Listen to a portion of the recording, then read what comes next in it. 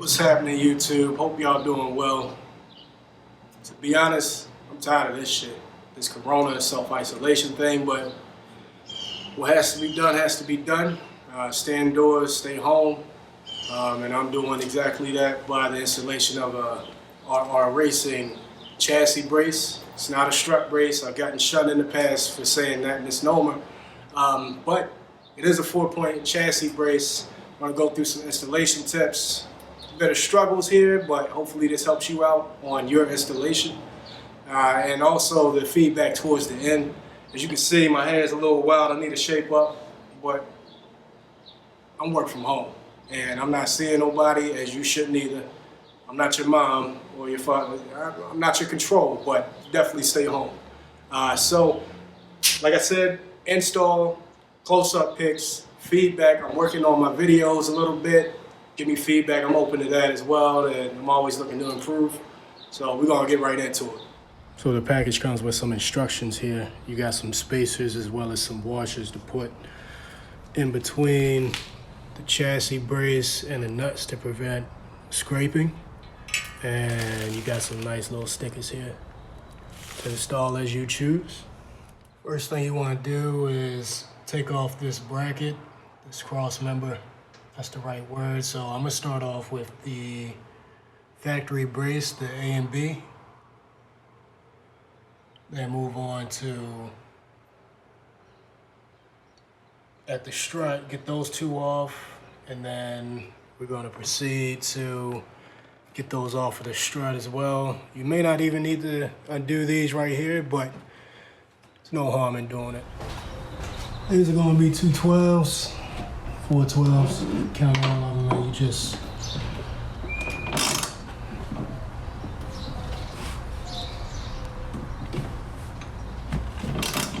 not talk too crazy.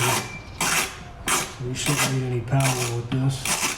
You can. I honestly thought about just installing it or removing it with the impact. It's really overkill. Not that weak.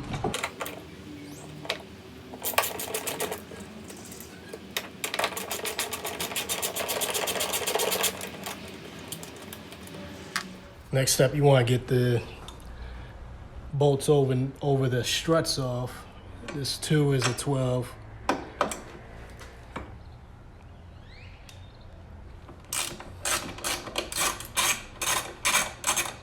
You know, one thing about working on a newer car is I've had my fair share of older cars. And my first car was a Lexus 96 in 2009.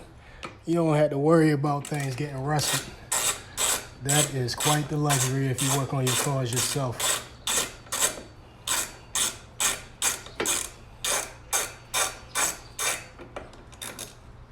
Ah, man. Saved it.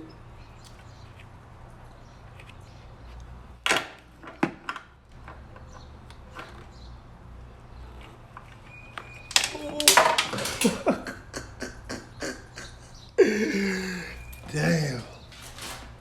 All right, that's somewhere in the bay. There's no going back now. Should now come right off. Easy enough. Next, we're gonna take these 14s off on the top hat, on the strut.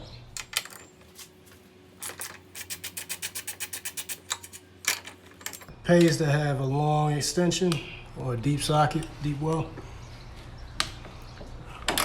These are from my impact gun, but they serve the purpose just to get down in there. It is a little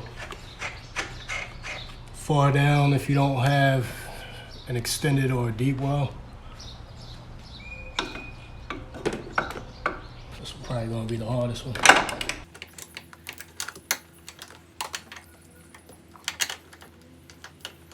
Actually, that's not deep enough. So I'm gonna see if I can find a 1/2 inch extension and get a little bit more clearance. That should do it. Don't need too much, so it's enough to get around this relay right here. Just make sure you don't hurt yourself, and that can all be alleviated by using the right tools. I done banged my knuckle up so many damn times using the wrong tools. As years went on, I got my arsenal of everything I need, and I don't have to run at Lowe's like I used to for that exact reason. I'll put this in this magnetic holder so we don't have the same shit happen again.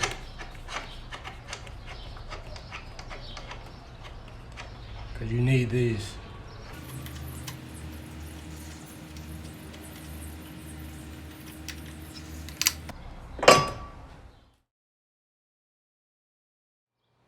So now you want to get the crossbar bolts off.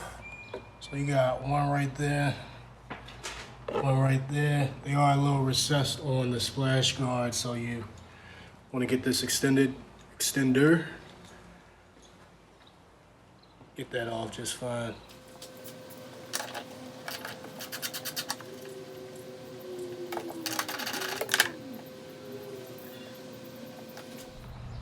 And this is the brake booster here. Correct me in the comments if I'm wrong, but you just want to route around that. These really aren't torqued down too hard. Yeah, it popped right off. This cross brace is really just meant to give secureness or securing the chassis essentially for it to be I guess a 4-point bracket, but the RR Racing should help with rigidity a bit. It's a little bit more meatier.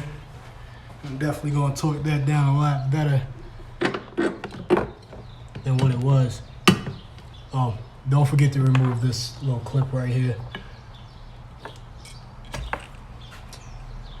Just pops right out. We're going to drop each one of these spacers on the top hat, like so. Push it down, and this is going to go down all the way once you torque. I'll do the same with the other side.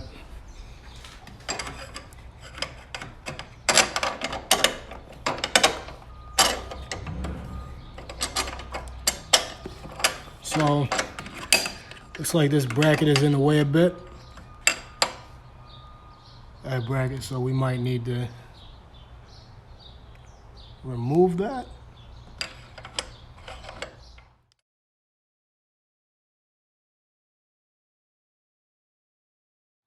So that bracket right there was needed. This little lip kind of got in the way. You could probably get it on without it, but there's no harm in taking it off.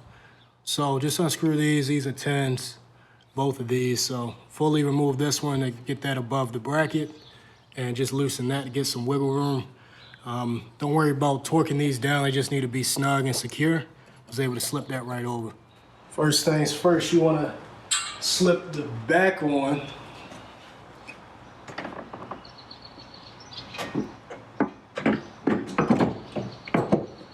Make sure that's secure, and then go ahead and fit the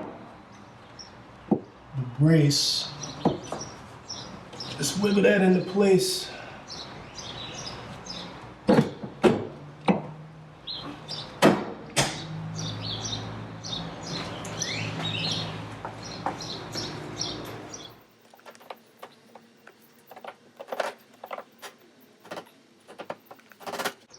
Let's try the other side first.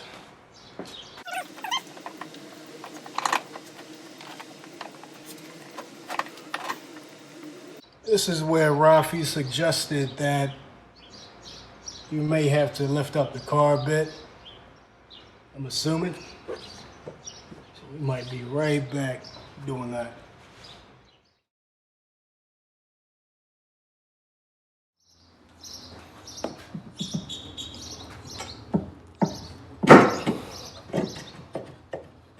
All right, so this got some play. So now we just need to worry about this side.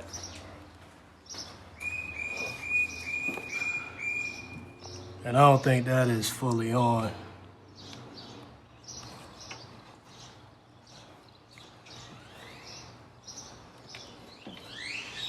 Jack this up a little more.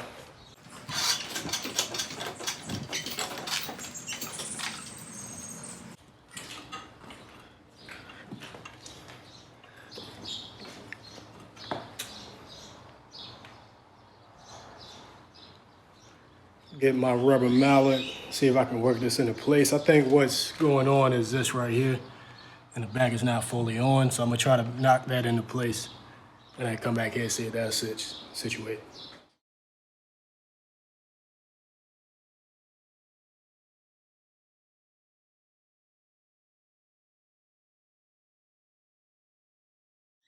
So the key here is not to place these on first. You want to get this situated all the way at the cross member firewall first, and then you can work this in. So you can see these are falling on just fine. That was the problem side. Now, issue here, and this can be alleviated. You may want to do this side first if you want, but I couldn't get that on, so I'm gonna just release this bracket. That way it can fall right on. You see it's right on this corner. That's what's stopping it. So after that, we're gonna be set. So I was able to get this almost installed without removing that bracket that I talked about. Raise this a little more. Not sure if that really made a difference, but this side is situated, and this side is gonna fall down shortly. So I'm just gonna take a mallet. You can see right here, it's coming in. So we're just gonna take this and lightly tap it. Boom, done. So we're just gonna take this, push it all the way back. Tap this other side.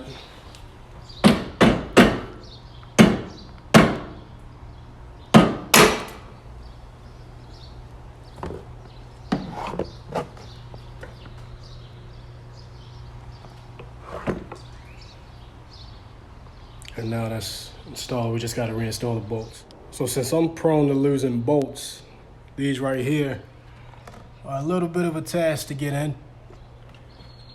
So what I did, put this inside of a deep well socket and started pre-threading it before I torqued it down.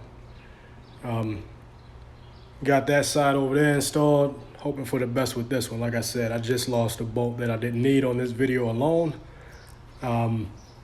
Whoops. So be careful with that. That's my strategy to get this in on that firewall. So I was able to fit the regular deep well in this side, no problem, but the right side is a little higher, a little bit more obstructed. So what I got to do, I'm using my tiny ratchet, 1/8, I think. Someone correct me. But with the extension, regular socket here, just to loop around here, and we're going to torque it down this way. And just be sure not to mess up the finish here, because you are going to be touching it. So I'm going to take that off because we really don't need the grip right now. Wrap this around. Just start twisting it down until we get to the point where we do need that torque.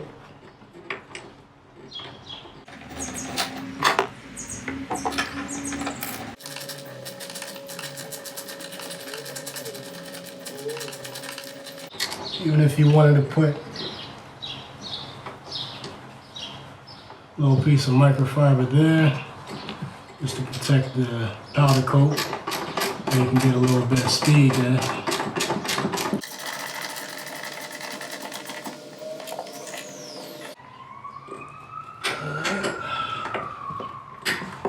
That's installed at the firewall. Final step is going to get these washers on it, on the strut. Just slip them over on each one of those.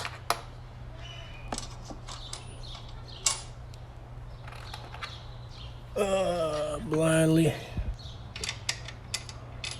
Got that. Rafi mentioned that on a forum, Facebook, that factory torque specs on these strut bolts are about 48, more or less. But these, he said at 35 to 40 foot-pounds of torque are more than enough to secure this properly. So I'm going to go on a tighter end, 40, just to get that closer. It really doesn't make a difference, it's preference. All right, so this bolt right here was a task because you need a crow's foot. If you look at it head on, you can't get to it with a regular socket. So I went ahead and undid this bolt, loosened that up, loosened up that other 10. That's right there. Can't see it, but it's the one that we loosened up earlier. And just went ahead here, slipped that over, turned it as such to get that torque down, this real torque down. That is probably one of the hardest parts of the installation. It's not impossible, but with using this right here, you know how to go about it. Got to get a pretty long extension so you get some turning radius. Crow's foot from Harbor Freight. Both of these are both from Harbor Freight. I'm not using these every day. They do the job when I need it. So that's how you get that back one in.